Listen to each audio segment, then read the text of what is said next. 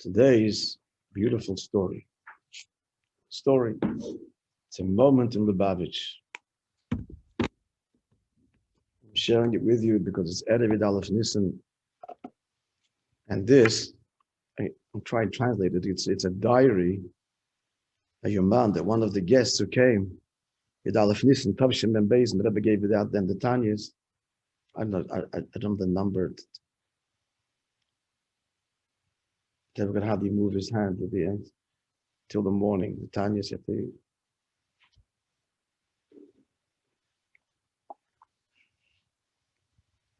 Tanya I have downstairs, that blue Tanya that I use every day. If I don't go to the mikveh, I don't use it. So most days. No.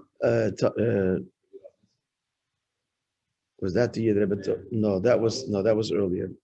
No, that was then too. Yeah. Toshim Beis. Shas Hashmonim, yeah. But people came anyway.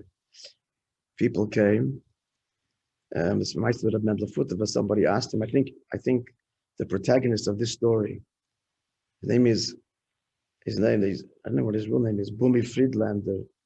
What's his real name? Anyway, he was an Avram Bumi. And Bumi Friedlander, I heard about him as a kid in Australia. The Shluchim described to us 770, Aaron Laser and Yankaraitis. When I got there, things were, it was like a blind man learning about colors. And then you come there. He was already not there anymore. He was already at Yisrael. He's Rosh Yeshiva in Nachala, dealing with the immigrants, the Russian immigrants then. He came out of Georgia, Bukhara. Anyway, he was a legendary bocher. Yankaraitis tells me as a kid, he was like Bumi's gopher. What was Bumi's gopher? Bumi had special permission not to attend Seder. He could not, now Chassidus, close Chassidus, Davin, now Ian, close Ian, he was into something would be days and weeks. He got permission from the Rebbe in Nanhala, and he learned in his room, basically. And he would in Chassidus for weeks and Samach Vav, and what was Yankel? Yankel, someone was friendly with him. He brought him his food, matzah and sardine. That was his food. Shabbos, he came out for the tefillas. He wasn't, but in learning, I think he summed a pencil and paper to write it. He's a Bumi, a Rav Goin. So he asked Rav Mendel, Futterfass, if I'm not mistaken, about the Rebbe said not to come and spend the money. So Rav Mendel told the story. I don't remember the details, but he told the story. One of the Rebbeim, the point was, you have to listen to everything that the Rebbe said, except to when he says, don't come. So that was the bottom line. The Mendel could say it, it was a story. So here is, this is so beautiful. Maybe we'll only say half of it. I'm going to translate the Yomban. I don't know this, it doesn't say who was there, Yud Aleph Nisan, which was Sunday, Motzei Shabbos. So the awesome big day enters.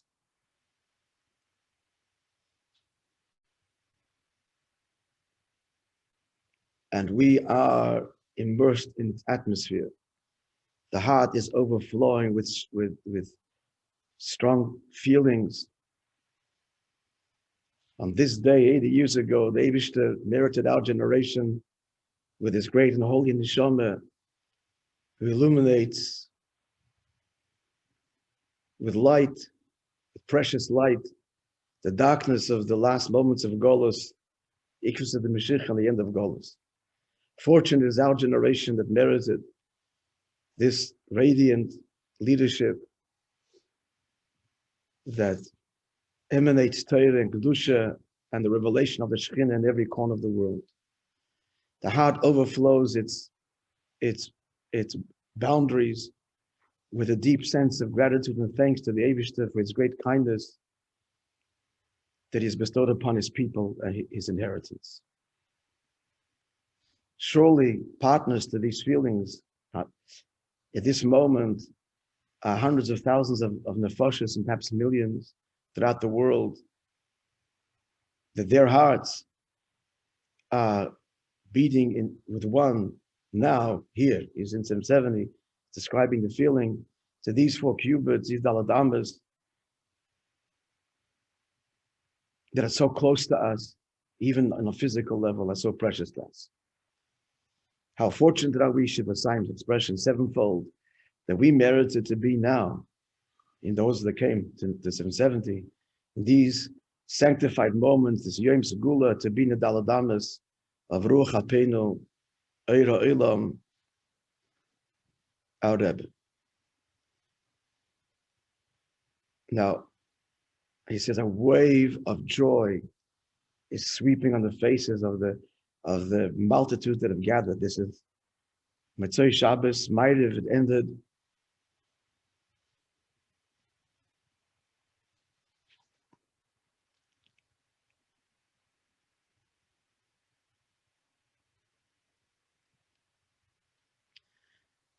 The Rebbe turns around from his place.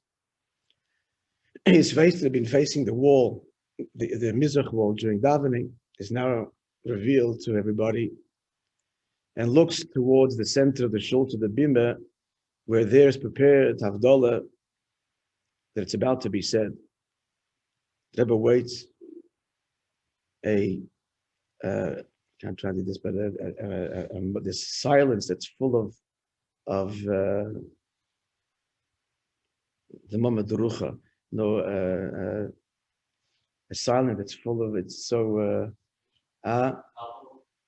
palpable and full of emotion of which he says captures the feelings of joy and thanks to Hashem.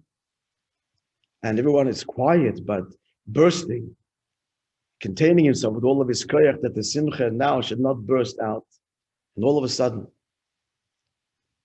as the whole crowd, the thousands, standing in absolute silence, waiting for the Havdalah to begin, they burst in an unexpected way, in great emotion, and simcha from the heart of one of the Rosh Yeshivas, and that is so, Mrs. Bumi.